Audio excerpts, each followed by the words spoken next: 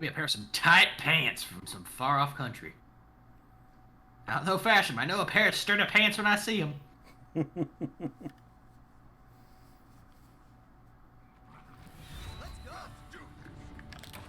Ready for pants.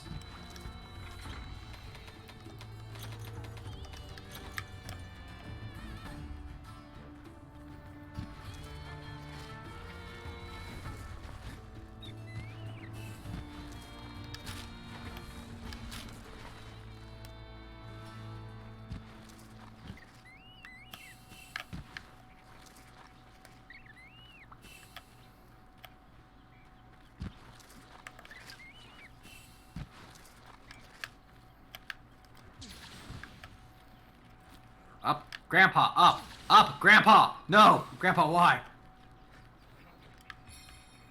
Because you dared to try to tell Grandpa what to do. I'm trying to go up and he just kept zigzagging left and right. Like, no, Grandpa, no! Please, Grandpa! Grandpa does what Grandpa wants. He's old enough that I think that's his prerogative at this point. He's been through 3 Monster Hunters.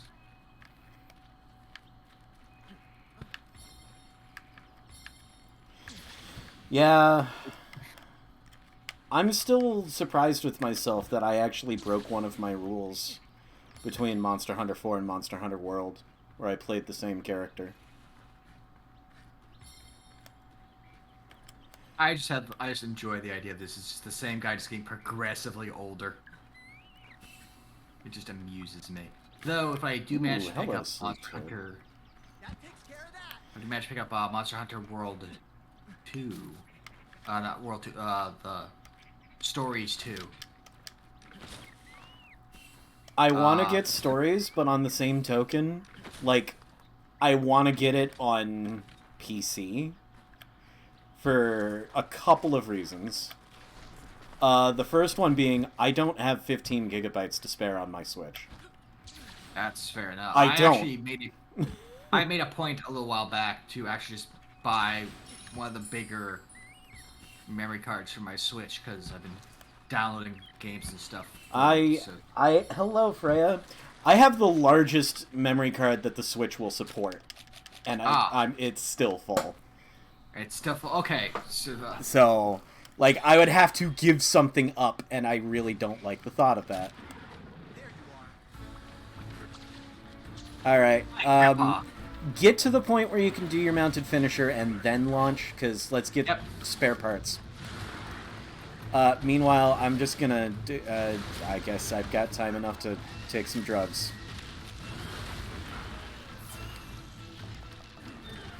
I know that there are people who are like, hey, I want to... Wow, that hurt! Wow, that Barryoth is not having a good day. Good lord! Multi-monster drifting! Good lord! Also, I think... Oh no, this was just here. Anyways, a lot of people also are like, hey, we want to do the multiplayer stuff together, and I'm just like... I mean, on the one hand, yes, but on the other hand, like... I have to decide what game I'm getting rid of if I want to go this route.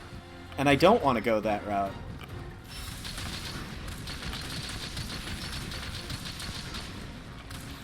Plus, the game's gonna run better on my PC.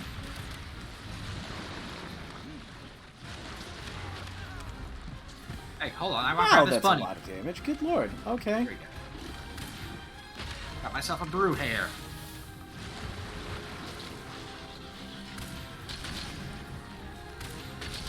Grab all the shinies, because we kind of punched a lot of things.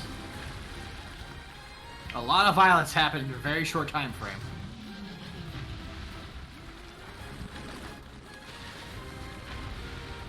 But Grandpa, get back here!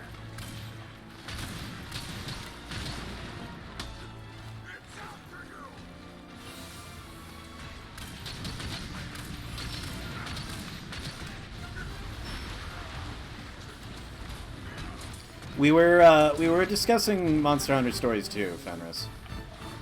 Yeah. And the fact that I don't have room on my Switch for it.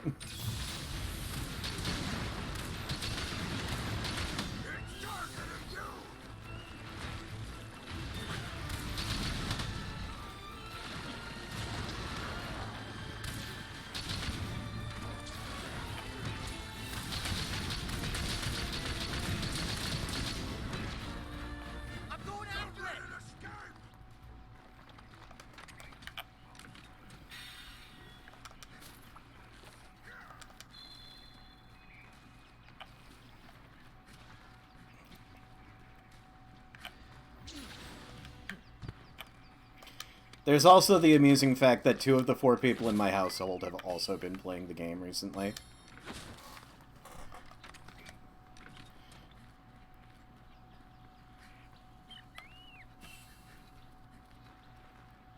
And I have also been advised, like, there have been, like, 3 or 4 people now who have come out and said, like, hey, if you do pick up this game to play it, like, play it for yourself, don't play it on stream, just...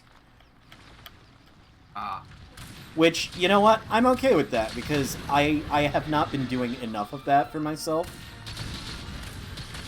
That's kind of the same for me. I realize, like, most of my, like, afternoons, if I'm not watching a stream or something, like, most of my game playing has almost always been just only the stuff I'm doing on streams. And, like, it's good to think of, like, oh, I definitely want to do this for stream, I want to see how people react to X, Y, and Z. There's nothing wrong with that, but on the same token, you still have to take time for yourself. You absolutely owe it to yourself. And for a very large portion of my streaming career, I was very, very bad about that.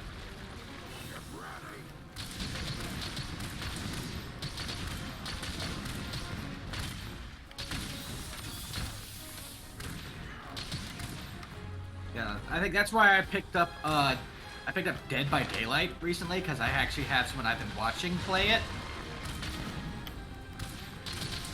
And I think that kind of horror type game is not something I feel fits my streaming brand, but it may be something I actually can play.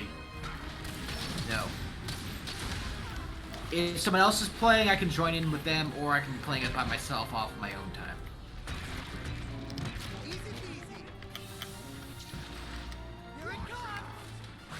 That said, I could probably be doing that more with Bomberman, because I've not actually touched Bomberman a little bit. Sorry, I've not been playing tag for a little bit. Well, let's put it this way: Pajama Party stream. We will make Bomberman part of the festivities.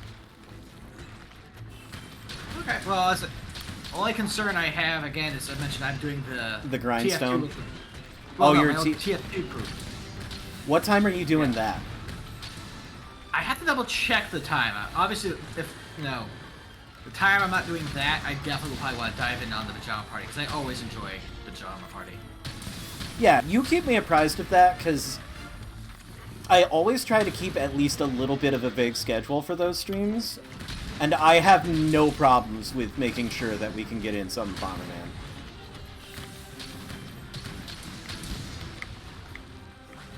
Because I absolutely have not forgotten that I need to put in work towards getting that one song reward that I want.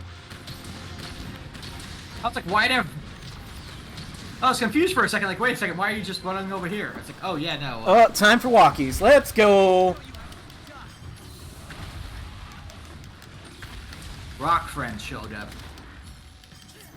While you're doing that, I'm just gonna go ahead and get me a sharpen going.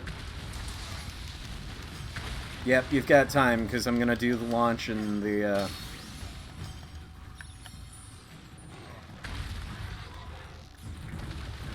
The jump transfer? Yep.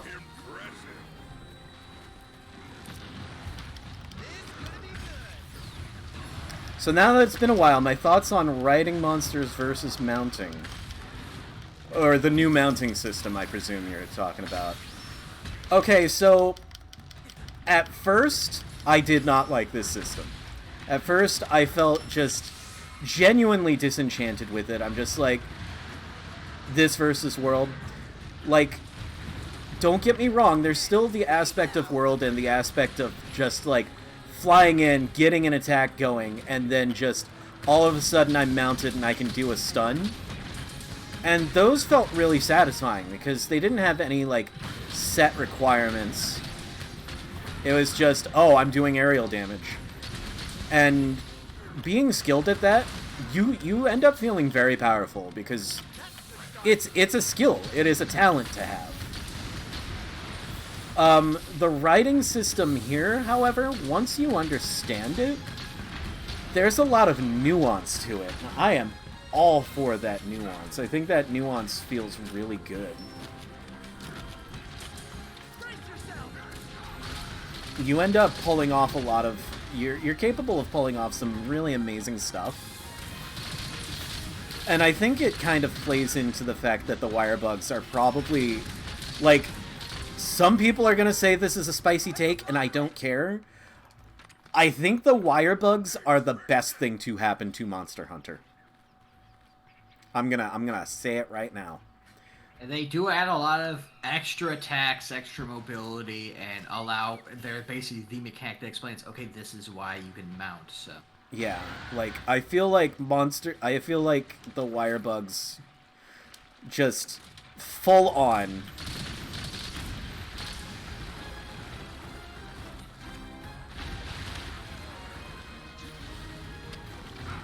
Like, this is not to say that I think that comparatively Monster Hunter World / Iceborne is a bad game, because anything but. World and Iceborne were massive, ginormous, just immeasurable improvements to the series. And a lot of really bold things were done because of Iceborne and World. A lot of really bold things were made to change the game. It was great. Not all of the changes were changes that I'm fond of. And there were certain parts about World that the first time they happened, they were cool. Subsequent times they happened, I could have done without them. Like, I don't think I've ever had a situation where I've been upset about a mount happening. A mount has always been, yes, it is time to do the thing. Yeah. Like, one of the big things about the series, though, is that, like, the way that they handled, you know, improving the difficulty, it used to be that, like, the original Monster Hunter, going into Monster Hunter G, their idea of, oh, for G rank, your map doesn't work. You don't have a map. You cannot have a map. Your paintballs don't work. Stuff like that. It was, like... I feel like trying to increase difficulty by removing quality of life things is not great design.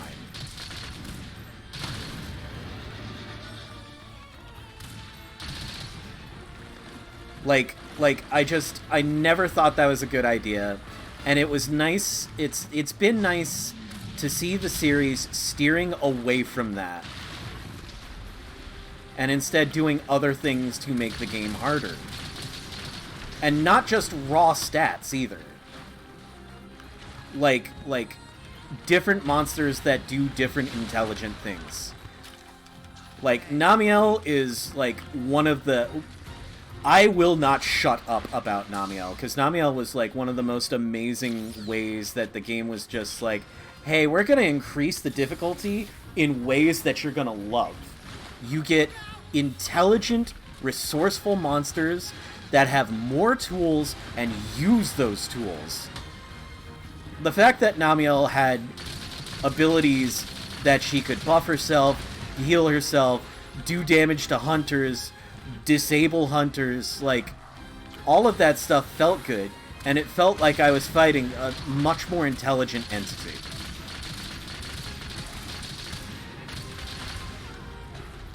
Double element, healing abilities, buffs, scary bits of damage.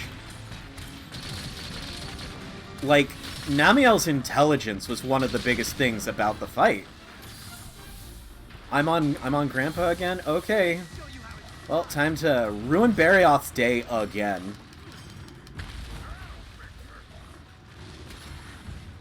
Oh, nicely played.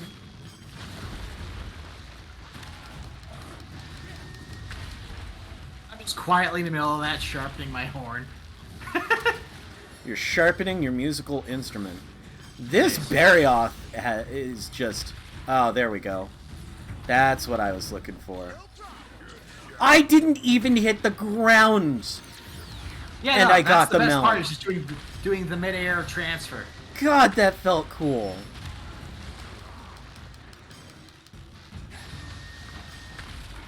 Can somebody clip that, please?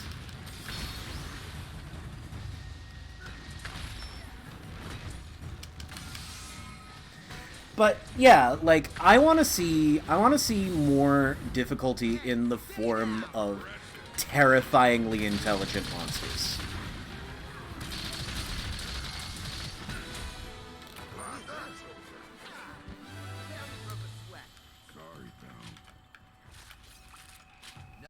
Boy, this was a good hunt. This was a good hunt. I had never gotten an Almudron fin, apparently.